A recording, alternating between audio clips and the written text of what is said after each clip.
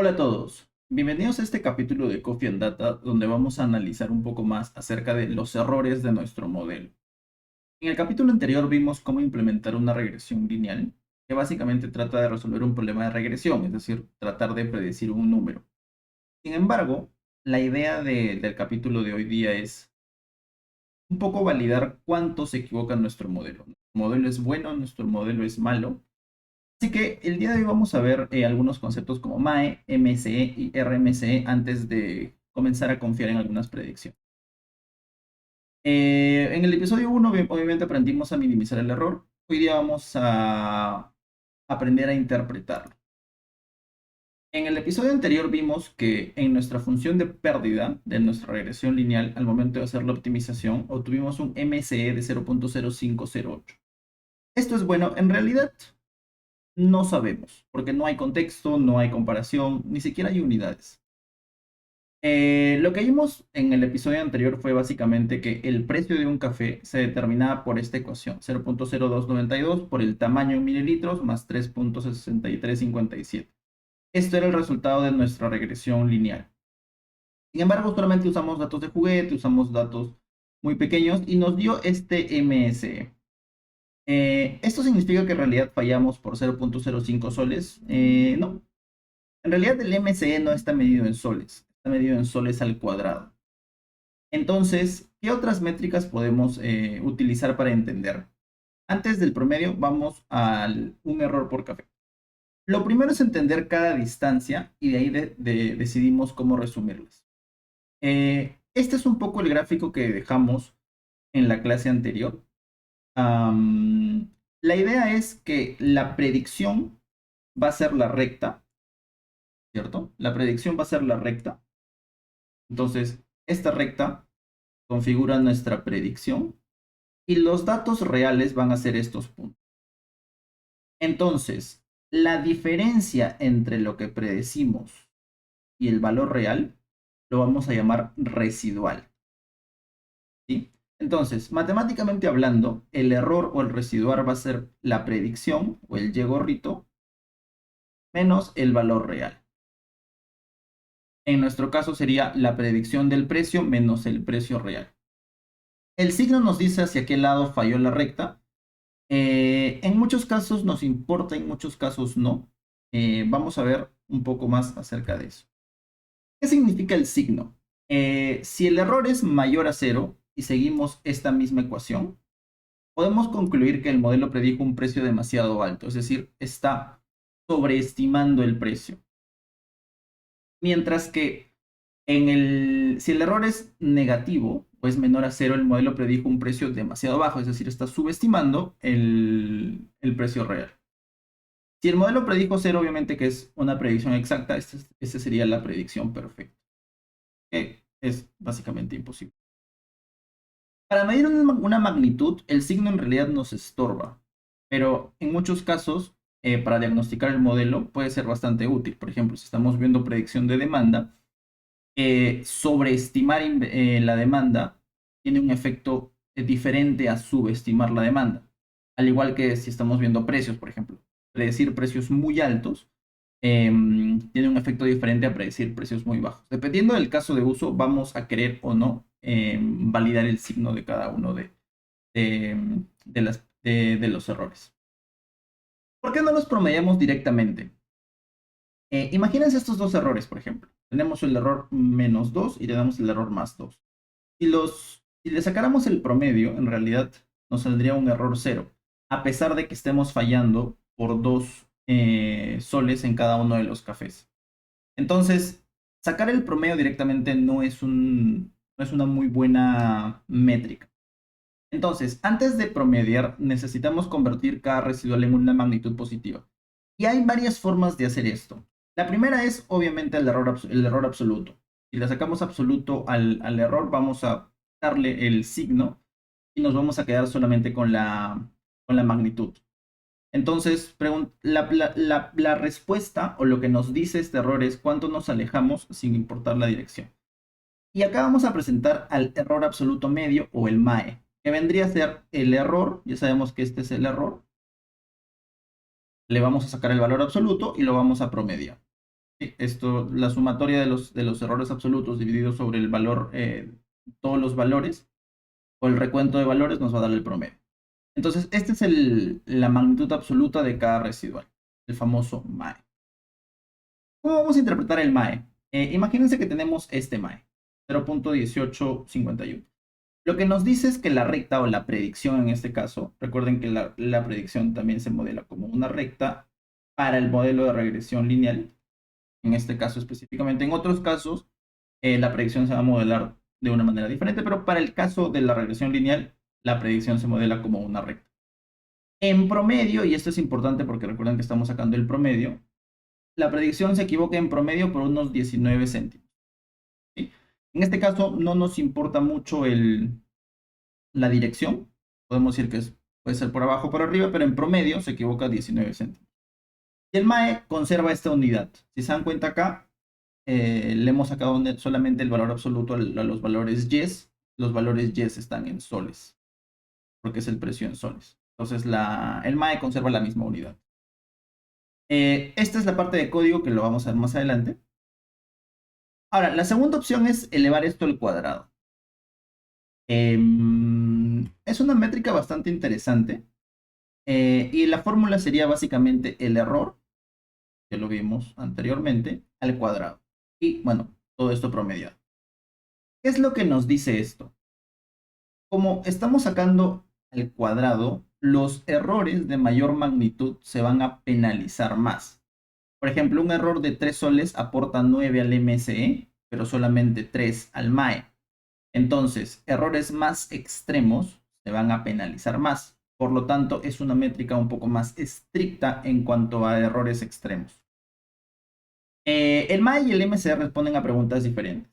Por ejemplo, un residual de 50 centavos, el aporte del MAE es 50 centavos, pero sin signo. Y el MSE, al sacarle el cuadrado, pues va a ser menor. Sin embargo, con errores más grandes, vemos que el aporte del MSE va aumentando, como en esta gráfica. Entonces, el MSE hace que un error grande importe mucho más. ¿Cuánto nos importa esa diferencia? El MAE, cada sol de error nos cuesta aproximadamente lo mismo. Sin embargo, en el MSE, los errores más grandes son especialmente más costosos. Entonces, si queremos castigar más los errores más grandes, es decir, a nosotros nos interesa no equivocarnos muy largamente, el MSE es una muy buena opción. Por ejemplo, si equivocarse 50 centavos es tolerable, pero equivocarse por 5 soles rompe una decisión de precios, el MSE expresa mejor esta prioridad. Obviamente también hay una decisión de negocio involucrada en la elección de la métrica. Esta es la fórmula que la vamos a ver más adelante. Ahora, el MSE, recuerden que está en unidades al cuadrado, porque si se dan cuenta, le hemos sacado el cuadrado acá. Entonces, ¿cómo lo convertimos a valores o a unidades? Le sacamos la raíz cuadrada. Y para eso sale el RMSE, que vendría a ser simplemente la raíz cuadrada del MSE. Entonces, mantenemos el castigo con respecto a los errores grandes, pero ahora sí podemos comparar directamente el MAE con el RMSE porque ambos están en unidades. Unidades. El RMSE también está en unidades. Y el MSE solito está en unidades al cuadrado. ¿Sí? Esa es una gran diferencia entre estos. Ahora, el MSE se vuelve interpretable con el RMSE. Entonces, la lectura más o menos vendría a ser como que el tamaño típico del error cuadrático es de 23 céntimos sobre los datos. Tenemos tres métricas entonces, el MAE, el MSE, el RMSE. El MSE y el RMSE utilizan el cuadrado para los errores y castigan los errores mucho más grandes. En realidad no existe una métrica mejor para todo. Siempre hay métricas que nos dicen una parte de la historia. Para entender o para promediar o para evaluar mejor nuestros modelos, necesitamos utilizar varias métricas. Y lo importante es saber esto, dependiendo del caso de uso, qué tan caro es equivocarme. En muchos casos hay errores tolerados y en otros casos no. Dependiendo del caso de uso, vamos a necesitar una métrica diferente. Ahora, la pregunta vendría a ser, ¿con qué lo comparamos? Necesitamos una métrica de referencia. Entonces, vamos a construir un modelo, el modelo más ingenuo posible, que vendría a ser simplemente sacar el promedio. Entonces, el baseline es un modelo que vamos a utilizar para compararnos, es decir, va a ser nuestro predictor más ingenuo. Entonces, si le sacamos siempre el promedio a los valores de entrenamiento, es decir, el modelo se va a entrenar con ciertos valores, siempre predecimos el promedio, qué tan lejos estamos del valor real.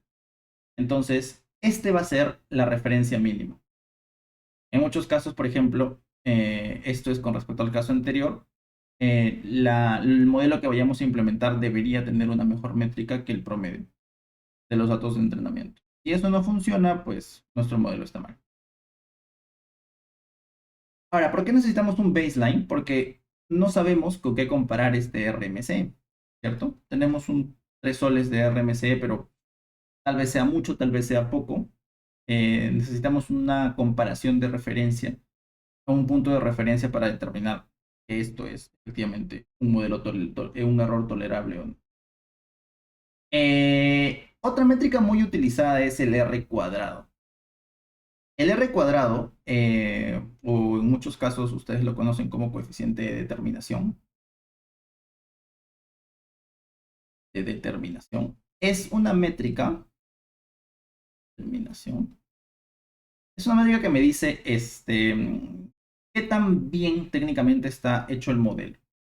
Entonces, si hay un R cuadrado que es igual a 1, vamos a tener predicciones perfectas.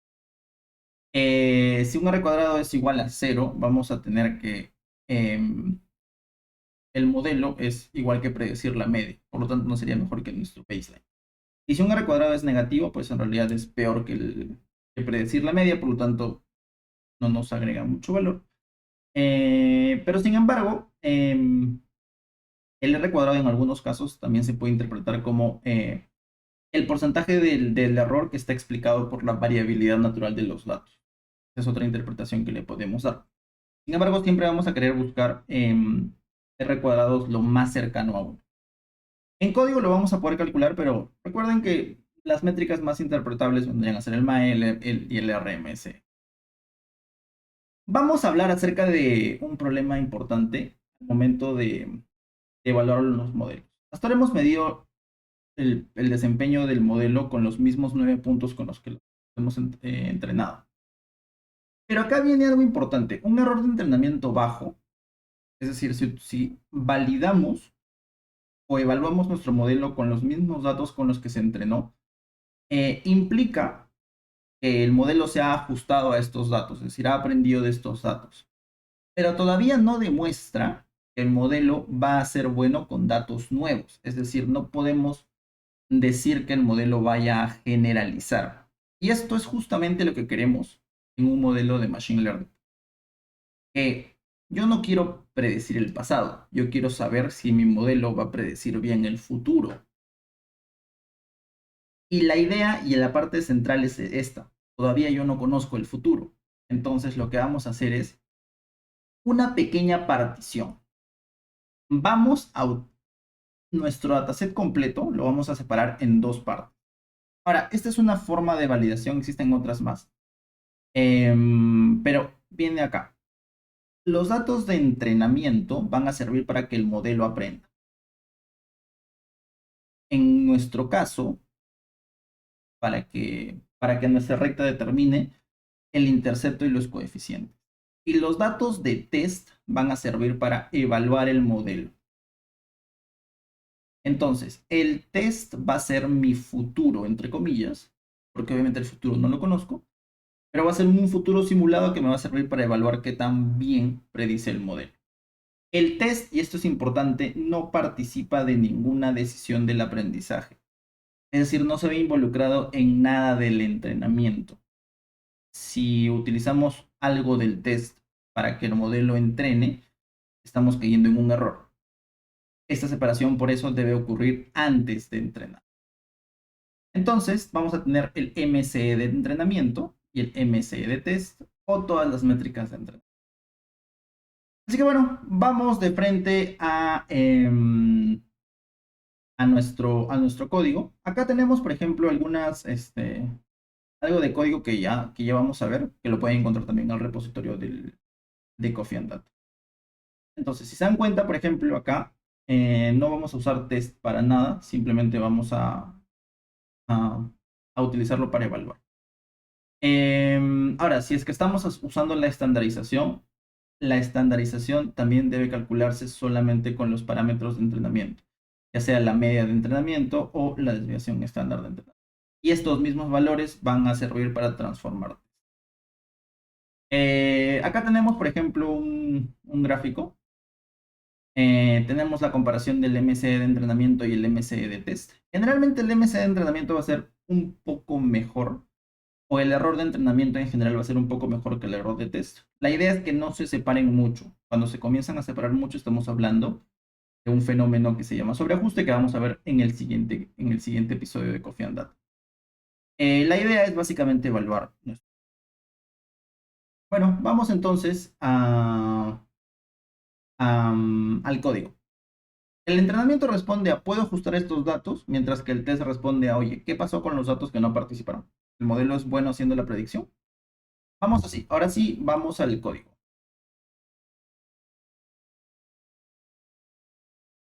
Entonces, vamos a ir al código. Nos vamos a enfocar en la parte interna. Yo acá tengo, son los mismos datos. Son los mismos datos que utilicé la sesión anterior. Y van a ser las mismas librerías, solamente que acá ya las hemos puesto a partir de scikit-learn, que es una librería muy utilizada para hacer machine learning. Acá tenemos datos de juguete y he creado esta pequeña función que lo que hace es generar datos de juguete sintético, pero obviamente con muchos más valores. Entonces, si ejecuto este código tal y como está, este código también lo pueden encontrar en el repositorio, no se preocupen. Si lo ejecuto,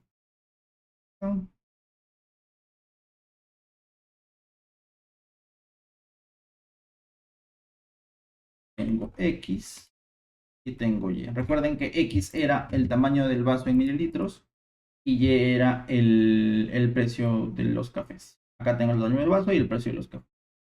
¿Sí? Perfecto. Entonces, lo que vamos a hacer es justamente hacer un split, un train test split. Entonces, acá la idea vendría a ser la siguiente. Yo puedo usar la librería scikit-learn,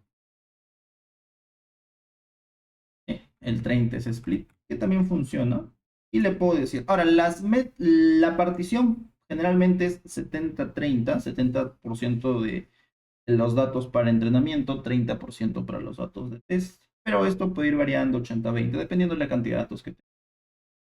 Voy a seguir la sintaxis acá, 30 es split, x, y, y acá le voy a decir que el tamaño del test va a ser 0.2 y este random state es la semilla, como es una partición aleatoria, para replicabilidad, escojo una semilla cualquiera. Entonces, para que vean, acá tengo acá tengo 57 datos de entrenamiento, 15 datos de test. Perfecto. Entonces ahora sí, voy a comenzar con voy a comenzar con el entrenamiento. Voy a llamar a mi modelo, que es la regresión lineal. Modelo va a ser igual a regresión lineal y ya saben que acá lo tengo que entrenar solamente con los datos de entrenamiento. Ejecuto esto, ya voy a tener a mi modelo listo. Ahora, vamos a generar las predicciones, que simplemente se generan haciendo modelo.predict y ya tenemos a nuestras predicciones. Ahora, vamos por el primer error. Habíamos visto que el error medio cuadrático se calcula a partir de, el MAE, perdón, el MAE se calcula a partir de la predicción menos el valor real, en este caso vendría a ser y-test. Sacamos el valor absoluto y a esto le sacamos la media. Si hacemos esto, vamos a obtener el MAE, cuya interpretación vendría a ser el error promedio que tiene mi modelo, que vendría a ser 0.60 centavos. Ahora, si no quiero hacer toda la fórmula o no me acuerdo de la fórmula, puedo hacerlo con scikit-learn también, que vendría a ser el uso de min absoluto error. Y acá tengo exactamente lo mismo. Y así yo puedo calcular el MCE, el RMCE y el RMCE scikit-learn. Y acá tengo, por ejemplo, el RMCE y todos van a dar lo mismo. Acá está. Listo. Entonces ahora vamos a calcular, a graficar usando Seaborn o Matplotlib, cualquiera de las dos funciona. Vamos a calcular o vamos a graficar los errores.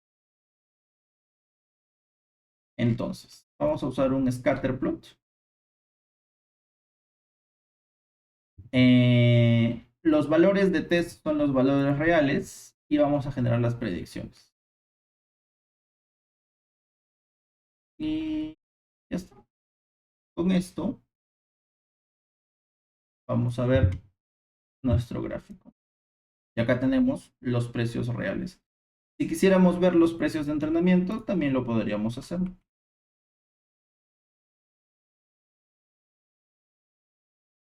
Veamos los datos de entrenamiento. Vamos, aparece acá el valor. Ahora, este modelo podemos decir que es un buen modelo porque el balanceo del error de entrenamiento y el error de validación o el error de test es bastante bueno. Así que miren, acá tenemos tanto los datos de entrenamiento como los datos de validación. La elección de la métrica nunca es trivial. Así que como hemos concluido, nosotros necesitamos escoger una métrica que responda a la pregunta de negocio y principalmente que nos diga, que nos ayude a decidir o a reducir el costo del error, no necesariamente el error en sí. Es importante saber qué tanto se equivocó el modelo, pero lo importante es saber reducir el costo del error. Para cada uno de los casos de uso, es importante que ustedes sepan qué tan costoso es equipo. Muchas gracias y nos vemos en el siguiente episodio de Coffee and